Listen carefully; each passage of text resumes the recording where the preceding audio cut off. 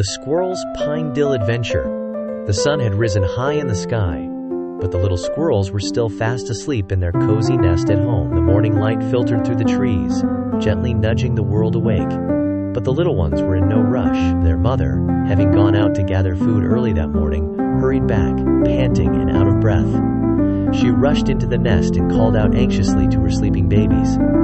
"Wake up, little ones! Your pine grandpa's in trouble. He's covered in pine dill, and we need to help him right away." The little squirrels stirred in their sleep, rubbing their sleepy eyes. They blinked, still groggy, and asked in confusion, "What is pine dill, Mama?" The mother quickly explained, her voice filled with urgency. "Grandpa Pine is covered with pine dill, which is wrapped around him like thick spider webs. It's making it hard for him to breathe and feel the sun. We must hurry and save him." Without a moment's hesitation, the little squirrels jumped out of bed, ready to help. "Let's go save Grandpa Pine!" they shouted as they scurried out the door. Their mother, with a soft smile, called after them, "Go ahead, my dears. I'll catch up soon after I tidy up a bit." The squirrels raced toward the old pine tree, their hearts full of determination. As they dashed along, they waved their little fists in the air, saying, "We'll get rid of the pine dill. It's causing Grandpa Pine so much pain. We won't let it hurt him any longer." When they arrived at Grandpa Pine, they looked around, expecting to see the dreaded villain. But there was no sign of the pine dill. They searched all around the tree, but nothing seemed out of the ordinary. "Where is it?" one little squirrel wondered, looking confused. At that moment, Grandpa Pine, weak from being covered in pine dill, could barely keep his eyes open. He was panting heavily, his old branches drooping. "Grandpa!" the little squirrels called out, but he didn't respond. "I think he's just sleeping," said another little squirrel. "He looks tired, but okay." The little squirrels, now feeling less worried, began to admire the old pine tree. "Wow, look at the branches," said one. "They're so long and covered in this soft, fluffy stuff." "No, wait," another squirrel corrected. "It's not a beard. It's like a beautiful green gauze flapping in the wind." The old pine tree, hearing their conversation, knew it was time to act. Using all the strength he had left, he whispered, "No, that is not my beard, nor green gauze. It's the pine dill. It's choking me, blocking my air. I can't breathe." The squirrels froze. They didn't understand. "But Grandpa," they said, "it looks so pretty. How could something so beautiful be bad?" "Listen, my dear little ones," Grandpa Pine wheezed, struggling to speak. "Although it may look beautiful, it's a dangerous villain. Pine dill, though delicate in appearance, is poisonous.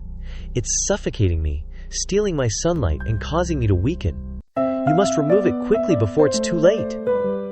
The squirrels were startled.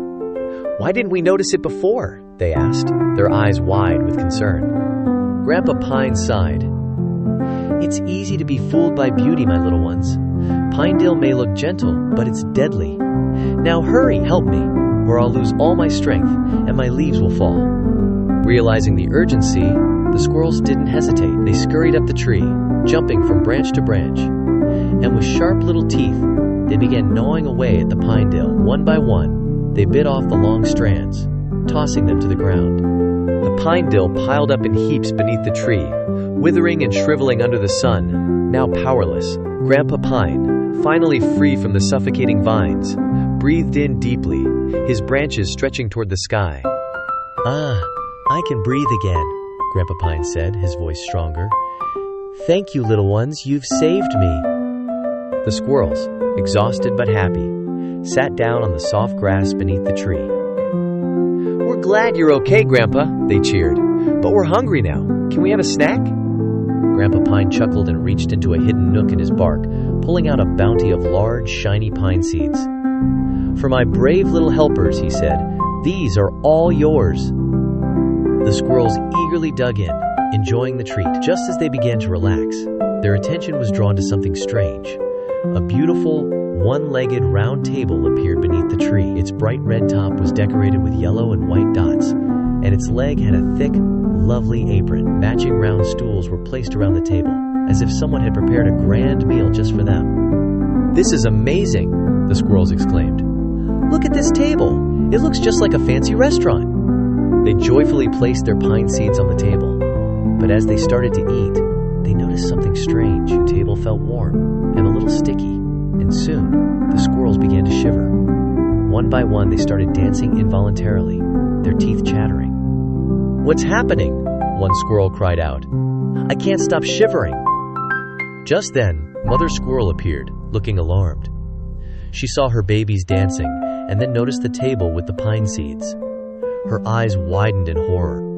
"Wait, you've been eating seeds that were placed on a clam mold fungus," she cried. "It's poisonous! No, no, no!" She rushed over, but it was already too late. The little squirrels were in danger. "Grandpa Pine, help!" she called, waking up the old tree. Grandpa Pine, feeling guilty for not warning them sooner, slapped his head with regret. "It's my fault for not telling you, but don't worry," he said. "We can still save them. Get them to the hospital quickly." The mother squirrel acted fast. She sent the little ones to the hospital, and after some time, they were safely treated. Looking at the young squirrels, Grandpa Pine sighed. "Those beautiful things can be deceiving. Sometimes what looks good on the outside can hurt you, Bedtime. But you were brave enough to help me, and that's what matters most."